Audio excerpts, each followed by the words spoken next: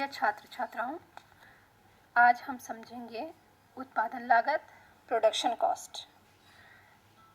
सर्वप्रथम हम जानेंगे कि उत्पादन क्या है। तो उत्पादन वह प्रक्रिया है जिससे वस्तुओं में उपयोगिता का सृजन होता है। अर्थात कोई भी वस्तु हमारे लिए तभी उपयोगी है जब वह पूर्ण रूप से निर्माण प्रक्रिया से गुजर चुकी होती है। प्रत्येक वस्तु के उत्पादन के लिए उत्पादन के साधन क्रियाशील होते हैं और उत्पादन के साधन भूमि, श्रम, पूंजी और उद्यम हैं। अब आता है उत्पादन लागत। तो उत्पादन लागत को हम आगे समझते हैं। उत्पादन लागत किसी भी वस्तु के उत्पादन के दौरान उस पर खर्च की गई कुल राशि को ही उत्पादन लागत कहा जाता है। इसमें कई प्रकार के मूल्य इन लागतों में शामिल होते हैं, जैसे कच्चे माल पर होने वाला खर्चा, मशीनों या तकनीकी प्रबंधन इत्यादि का खर्चा, कर्मचारियों को दिया जाने वाला वेतन इत्यादि। इन सभी खर्चों को मिलाकर जो राशि होती है उसे उत्पादन लागत कहा जाता है। हम जानते हैं कि प्रत्येक वस्तु के उत्पादन के लिए कच्चे माल की आवश्यकता होती है, मशीनी तकनीकी प्रबंधन की आवश्यकता होती है, कर्मचारियों की आवश्यकता होती है। तो इन सभी पर होने वाला खर्चा लागतों के अंतर्गत ही शामिल होता है। अर्थात हम कह सकते हैं कि उत्पादन लागत के अंतर्गत वे सभी व्यय सम्मिलित किए जाते हैं जो किसी उत्पादक या फर्म के द्वारा वस्तु के उत्पादन व्यय के रूप में उठाए जाते हैं। अब हम पढ़ेंगे उत्पादन लागत के प्रकार। लागतें मुख्य रूप से दो प्रकार की होती हैं, प्रत्यक्ष लागतें और अप्रत्यक्ष लागतें। जैसा कि अभी मैंने बताया कि उत्पत्ति के सभी साधनों की क्रियाशीलता के परिणाम स्वरूप उत्पादन कार्य संभव होता है। अब यदि इन्हीं साधनों के मूल्य को मुद्रा में व्यक्त कर दिया जाए तो उत्पादक इन साधनों की सेवाओं को प्राप्त करने में जितना कुल व्यय करता है वह प्रत्यक्ष लागतें कहलाती हैं। अर्थात इसके अंतर्गत मुख्य रूप से मौद्रिक लागतें शामिल होती हैं। मौद्रिक लागतों में कच्चे माल पर होने वाला व्यय, श्रम की मजदूरी, पूंजी का ब्याज, मशीनी उपकरण, भूमि का किराया, मशीनों की टूट फूट या विज्ञापन व्यय आदि सम्मिलित होते हैं। तो ये है प्रत्यक्ष लागतें, जो प्रत्यक्ष रूप से उत्पादक किसी वस्तु का उत्पादन करने के लिए व्यय करता है।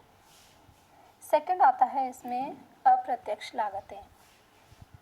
अप्रत्यक्ष लागतों के अंतर्गत वे सभी व्यय सम्मिलित किए जाते हैं जिनका उत्पादक को प्रत्यक्ष रूप से भुगतान नहीं करना होता।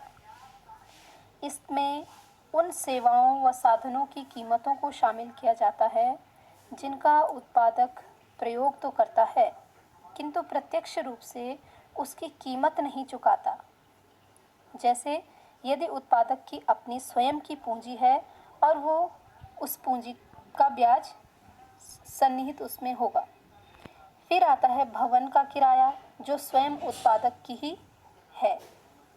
तो ये कहलाती हैं अप्रत्यक्ष लागतें। अब आता है इसमें सामाजिक लागत, सोशल कॉस्ट।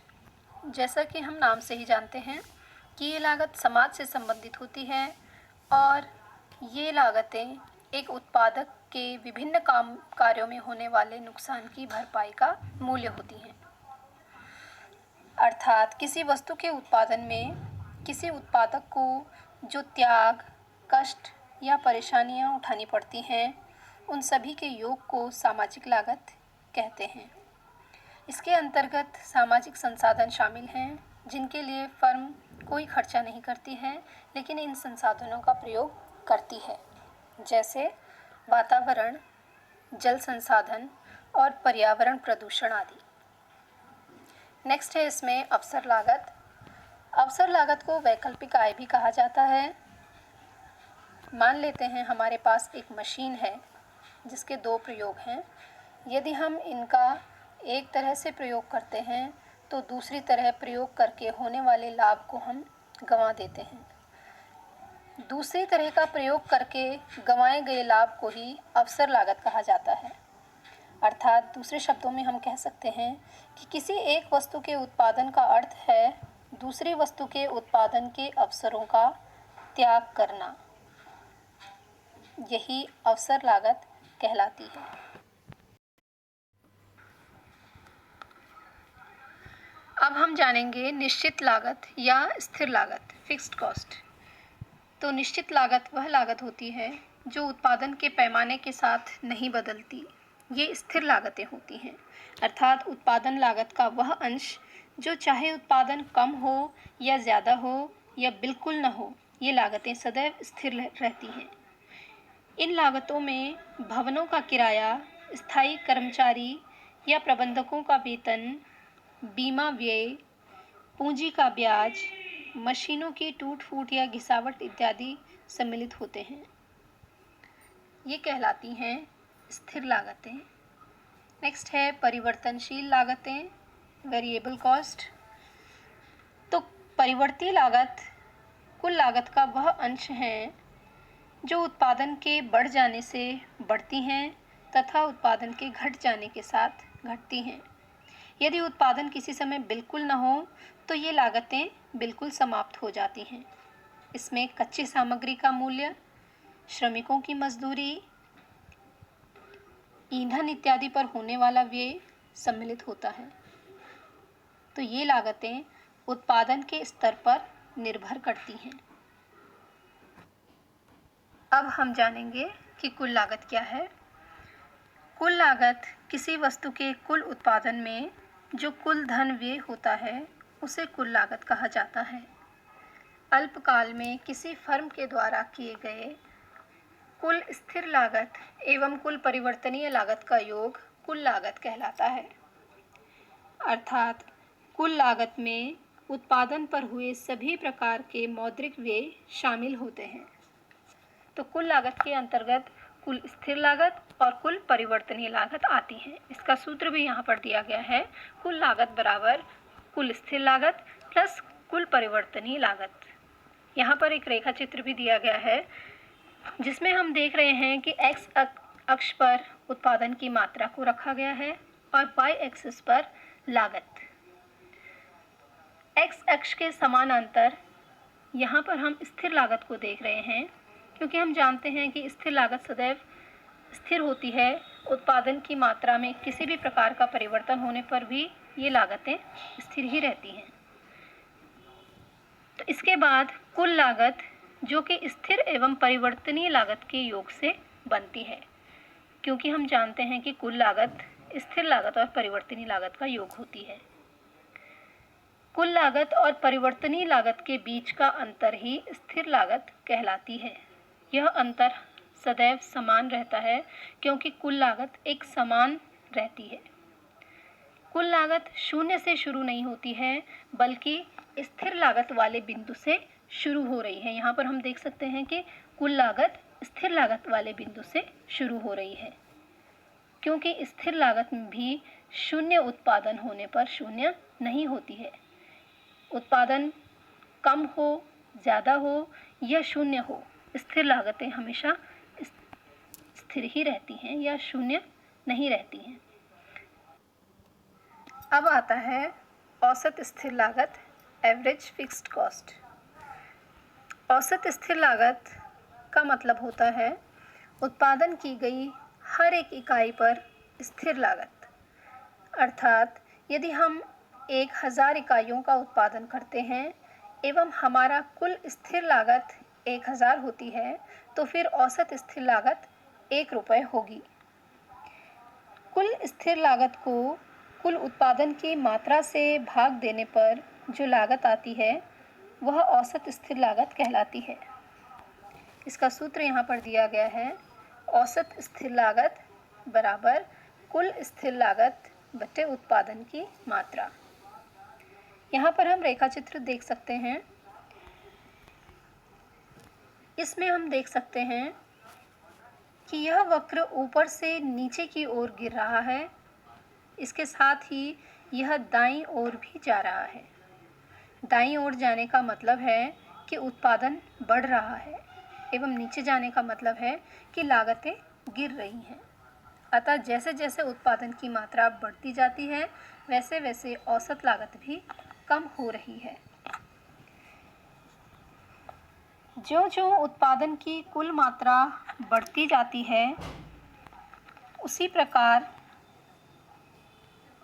औसत स्थिर लागत भी गिरती जाती है।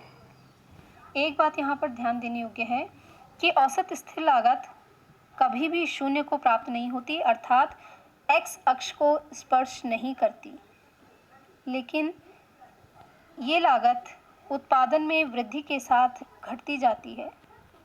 इसलिए इसका वक्र हमें इस प्रकार का दिखाई देता है। अब आता है औसत। नेक्स्ट आता है सीमांत लागत, मार्जिनल कॉस्ट। सीमांत लागत कुल लागत में आया वह परिवर्तन होता है जो कि एक अन्य इकाई के उत्पादन की वजह से होता है। किसी वस्तु की एक अतिरिक्त इकाई के उत्पादन से कुल लागत में जो वृद्धि होती है, उसे सीमांत लागत कहते हैं। इसको हम एक उदाहरण के अंतर्गत भी समझ सकते हैं। माना 10 इकाइयों की कुल उत्पादन लागत 400 रुपये है। यदि वह 10 इकाइयों के स्थान पर 11 इकाइयों का उत्पादन करे और कुल उत्पादन व्यय 450 रुपये हो जाए, तो 11वीं इकाई की उत्पादन लागत 450 माइनस 400 इक्वल्स टू 50 रुपये होगी। तो यही लागत सीमांत लागत कहलाएगी। यहाँ पर एक रेखा चित्र दिया गया है। इसमें हम देख सकते हैं कि x अक्ष पर उत्पादन की मात्रा और y पर लागत को दिखाया गया है। सीमांत लागत को हम देख सकते हैं, ये शुरू में गिरती हुई और एक बिंदु के पश्चात ऊपर को उठती हुई दिखाई दे रही है। इसमें पहले सीमांत लागत गिर रही है। लागत के गिरने का कारण है कि उत्पादन में वृद्धि हो रही है और इसके बाद उत्पादन के बढ़ने के साथ यह भी बढ़ते हुए दर से ही बढ़ रही है। अब अंत में हम समझेंगे सीमांत लागत और औसत लागत के संबंध को। जैसा कि हम जानते हैं, सीमांत लागत एक अतिरिक्त इकाई के उत्पादन से कुल लागत में होने वाली वृद्धि है एवं औसत लागत हर नई इकाई पर होने वाली वृद्धि है। इन दोनों का संबंध हम जानेंगे। प्रारंभ में उत्पत्ति वृद्धि नियम के लागू होने से लागतों में कमी होती है, इसलिए हम यहाँ पर रेखा चित्र में भी देख सकते हैं। इसलिए प्रारंभ में सीमांत लागत और औसत लागत दोनों ही नीचे की ओर गिर रही हैं, किंतु कुछ समय पश्चात इन दोनों में निरंतर वृद्धि हो रही है और ये दोनों ऊपर की ओर उठ रही हैं। इसका कारण है कि उत्पादन में कमी होने के साथ सीमांत लागत और औसत लागत दोनों ही ऊपर की ओर जा रही हैं, अर्थात लागतों में वृद्धि हो रही है। ये रेखाएं यू आकार की होती हैं। यहाँ पर हम कुछ बातों को समझेंगे कि जब औसत लागत गिरती है तो सीमांत लागत औसत लागत से कम होगी। जब औसत लागत बढ़ती है तो सीमांत लागत भी बढ़ेगी और वह औसत लागत से अधिक होगी। नेक्स्ट है, यदि औसत लागत स्थिर होती है तो सीमांत लागत के बराबर होगी। यदि सीमांत लागत रेखा औसत लागत रेखा को नीचे से उसके निम्नतम बिंदु पर काटेगी तो डियर स्टूडेंट्स, अभी आपने समझा उत्पादन लागत तथा उसके प्रकार। अब इस टॉपिक से संबंधित कुछ क्वेश्चन आंसर्स हैं जिन्हें आप लोग नोट करेंगे। तो फर्स्ट क्वेश्चन है, उत्पादन लागत से आप क्या समझते हैं?